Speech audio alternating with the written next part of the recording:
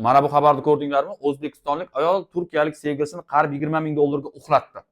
Bu sarlavhani Qalampir uz yozyapti. O'zbekistondagi deyarli barcha ommaviy axborot vositalari shunaqa kayfiyatda sarlavha yozgan.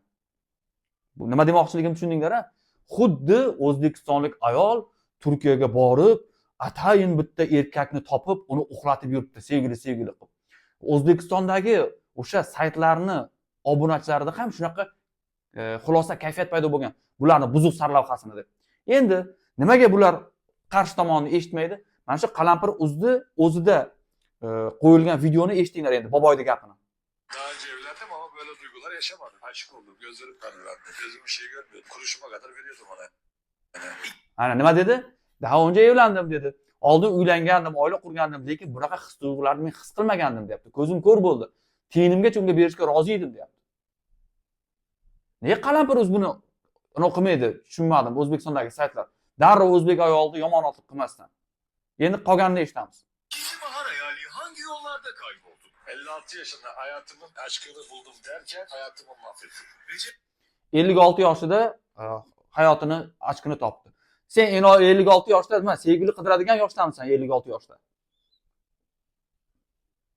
Taksimetreyi sıfır. Bir oyog'i go'rda, bir oyog'i yerda o'zi. Shartga ketib partib qolgan. O'zi otmay ham qo'ygandir pistoletni. Tishi yo'q bo'ri. Hayalim evlenmekti. Duygularımı aldı götürdü. Paralarımı aldı götürdü. Maddi manevi beni bitirdi yani. Hayolimni oldi, moddiy ma'naviy pullarimni oldi, ketdi, meni bitirdi deyapti. Hali qizni gaplarini ham eshitamiz. Buni tugatib olaylik-da bu boboyning gaplarini.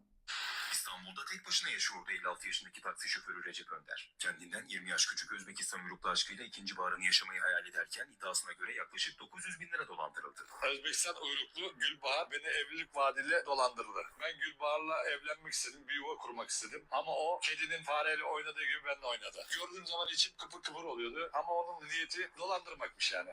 Elden verdiğim paralar, kredi çektiğim, son model telefon aldım, IBAN'dan para gönderdim. 20 bin dolara yakın para verdim ona ben. Türk parasıyla yaklaşık 9 bin TL. Xullas, bu bilan O'zbekistonlik Gulbahor bilan tanishganman.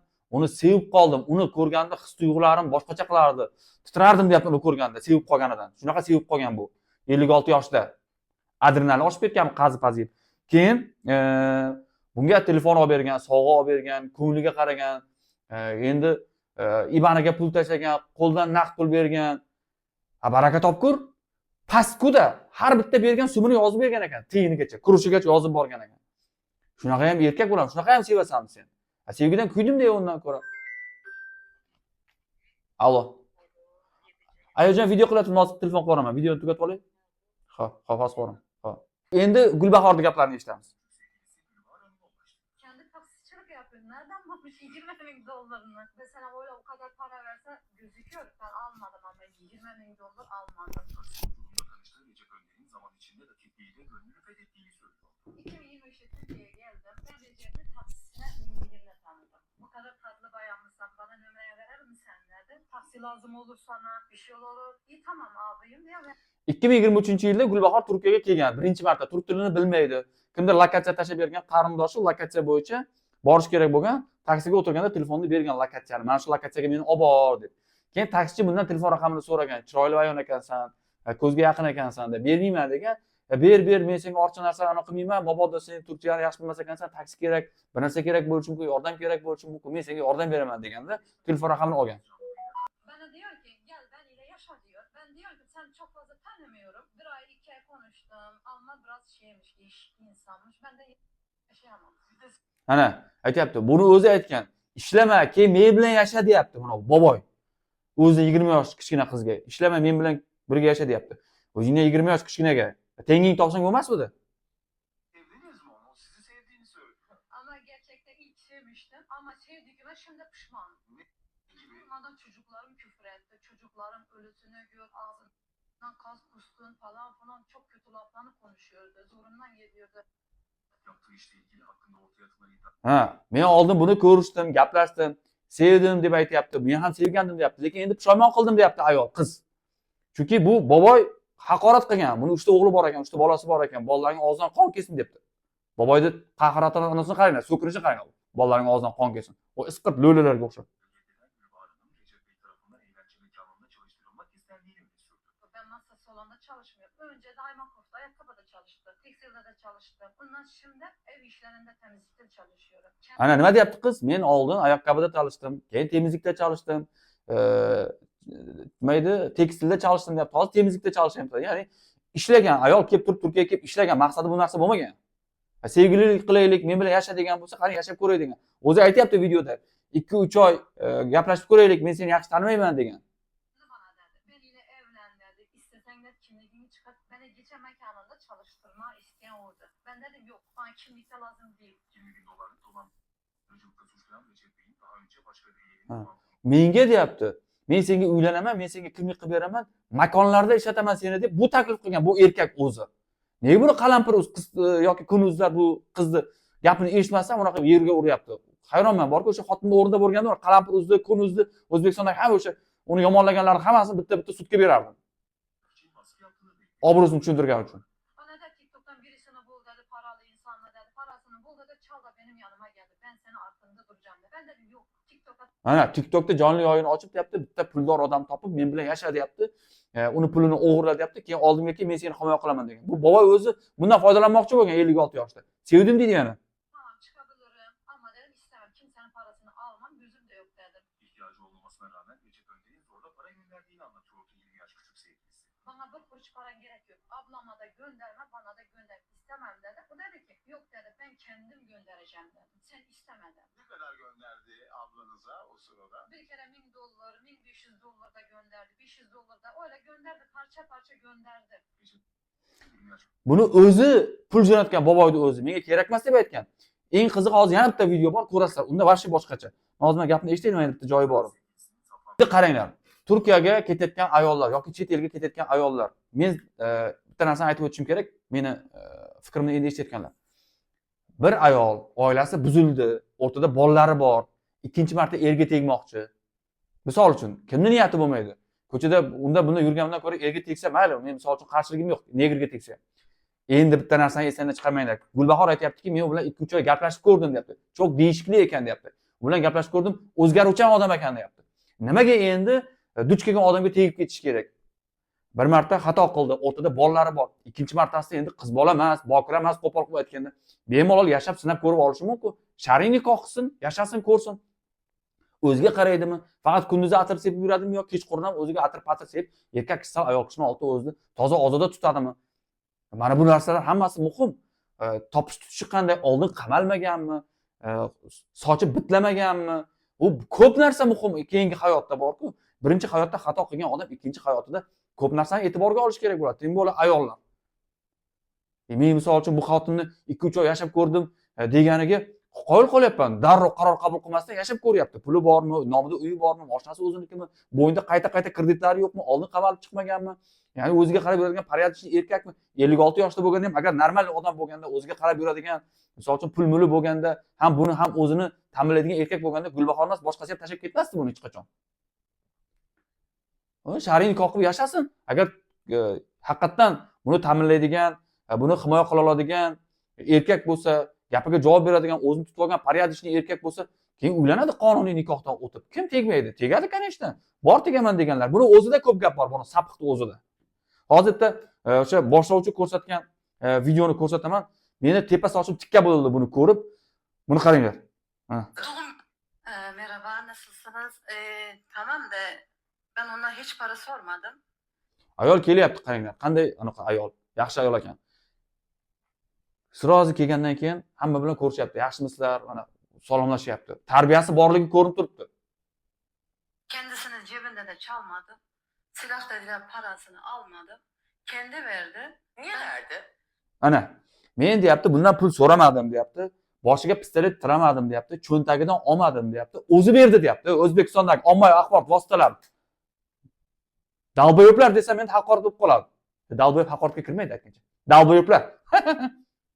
Ben dedim ki Niye verdi sence? ilişkimiz vardı. Tamam. Ben sana yardım Boshqacha aytayaptiki, nimaga senga pul berdi deyapti. İlişkimiz bor, ya'ni munosabatimiz bor deyapti ayol. olacağım her konuda. Herkesle ilişkisi var ama kimse öyle ablasına $1000 göndermiyor. Sana niye verdi? Ha, hammani ilişkisi bor, hammani munosabati bor, kimsaga pul jo'natmaydi deyapti. Bu boshlovchini qaranglar. Ayolga gap bermaydi, borku. Ayolga gap bermaydi. Kim shuni ko'rsatuvdi ko'rgan bo'lsa. Kimden? Ha, Sevmek ayrı bir şey yani. Giderken bir tane sevganidan pul berdi deyapti. Sevish ayrı bir şey deydi. Qanaqasi? Masalan, men ham sevaman turmush o'rtog'imni, tillar olib beraman, sayohatga boraman, pul beraman. Sevish shunaqa bo'ladi. Faqat asalim, shakarim ömrüm bilan tugaydimi sevish? Moddiy, ma'naviy. Evleneceğim de tamam de. evleneceğim. Evet. Yani seninle evlenmek için. Evet Oila qurmoqchi bo'lgan bu erkak. evleneceğim de tamam de. Tamam. Sen de sonra evlenmekten vazgeçtin. O senin özel hayatın. Sen deyapti, keyin oila qurishdan voz kechdim deyapti. Gapirtir, gapirmoqchi bo'lyapti buni qiz. Evet. Tamam. O da sana evleneceğim diye bu paraları verdi. Şimdi diyor ki tamam benimle evlenmek istemiyor. Paralarımı geri ver. Aslında çok basit bir mantık aslında. Ha, qara. Boshlovchi erkak tomonni olyapti. Senga uylanmoqchi edi. Sen unga erga tegmoqchi eding, keyin fikringdan qaytding. Boboy aytayaptiki, bo'ldi, menga tegmaydigan bo'lsa, pullarimni qaytarib ber. Men senga uylanaman, menga tegasanmi, shuncha pulni bersan deb bermagan. Ayolni gapirishga qo'ymaydi, eshitib turinglar, nima demoqchi bo'ladi ayol. Ben dedim ki ablam nasıl desem ben istemedim zaten. Gönderme dedim. İstemeden kimse kimseye hiçbir şey veremez. Men xohlamadim, pul menga berishni shart emas deb aytdim deyapti. Nasıl verecek? Kendi gönderdi. İşte bende zapisleri de var. O zaman kaydettim. Ana nima deydi, ko'rdingizmi? Menda zapislari bor, qaydlari bor deyapti. Menga pul kerak emas, puling kerak emas deb aytdim deyapti.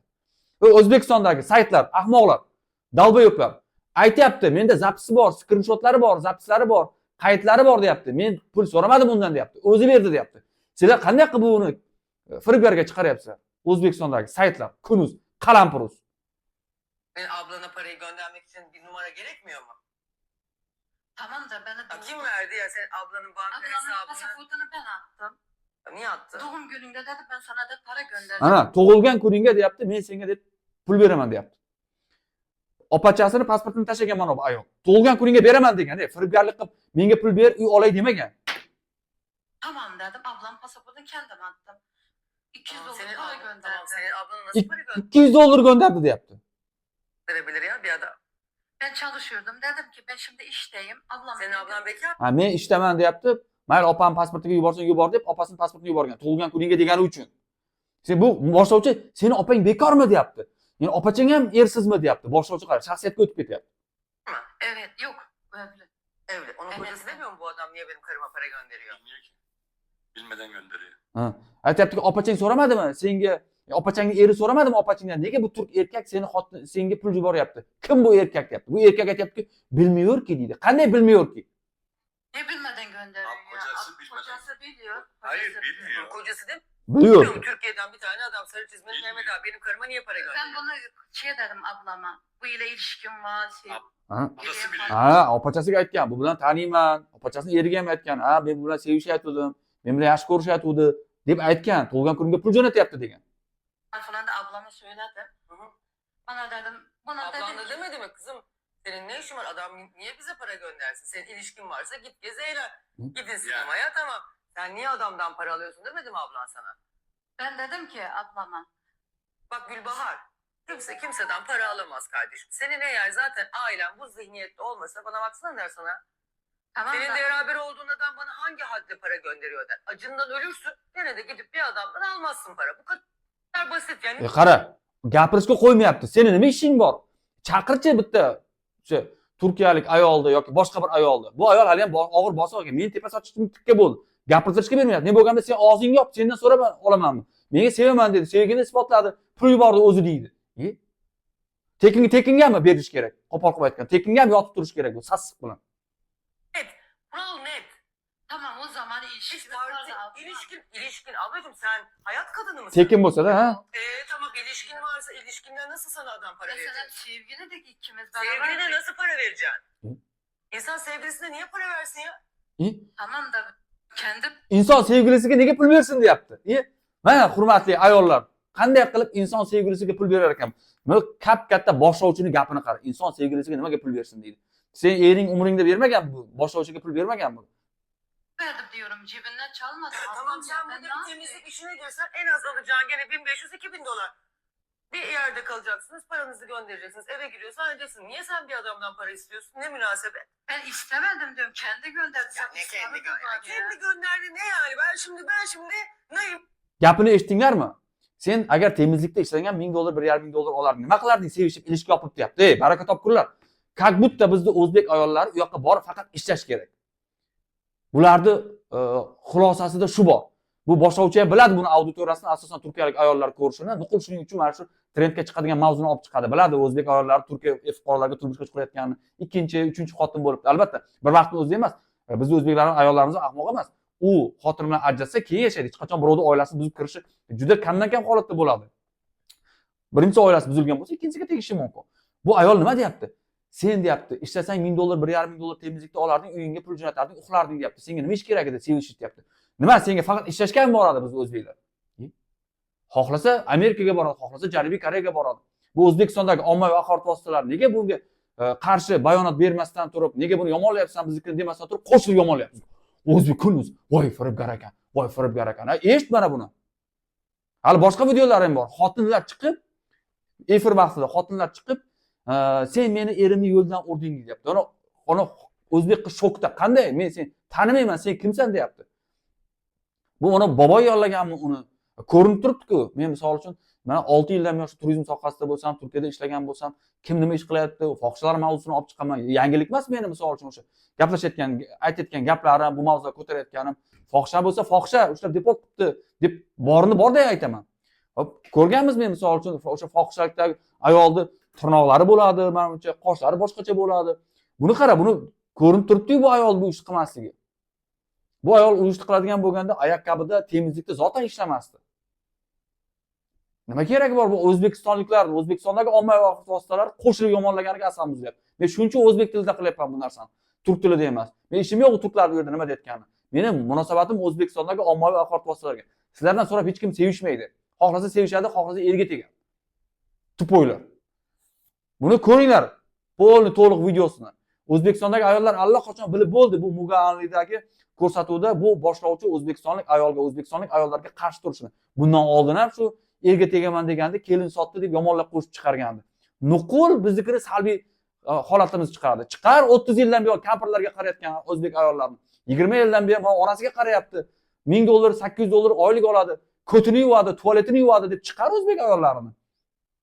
Chaqir bir 20 ta o'zbek ayolini shu 10 yil, 15 yildan beri boboylarga qarayotgan, kampirlarga qarayotgan, nogironlarga qarayotgan, bemorlarga qarayotgan, yosh bolalarni 10 yoshgacha katta qilayotgan ayollarni chaqirib ko'rsat, faqat salbiy tomonini ko'rsatdi-da. Biznikilar ham qo'shilib chuqalaydi. Ayni shu qalampir o'z bilan qalampir o'z ayniqsa. Chuqalaydi, yomonlaydi. Seni qo'lingda material bor-ku, O'zbekistondagi ommaviy axborot vositalari. Senda vakolat bor-ku, o'sha yerda muxbirlaring bor-ku. Qalampir o'zining Istanbuldagi muxbiri. Bor o'shani tagiga yeb, qatnash o'shada. Bugun Alidan so'ra, "Nega sen faqat salbiy narsalarni chiqarasan? Nega ayolga gap bermayapsan? Nega bu erkakning yozishmalari bilan ayol yozishmalarini ko'rsatmayapsan bizga?" deb so'ranglar. Videoga like bosib qo'yinglar. Bugungi mavzu shu. Kimga tegmoqchi bo'lsanglar, kim bilan sevishmoqchi bo'lsanglar, Samarqand darvozasidan lang ochiq. Faqat sharmanda qilmasdan, diniy tomondan, qonuniy tomondan hammasini joy-joyiga qo'yib sevishinglar, erga teginglar, farzandli bo'linglar.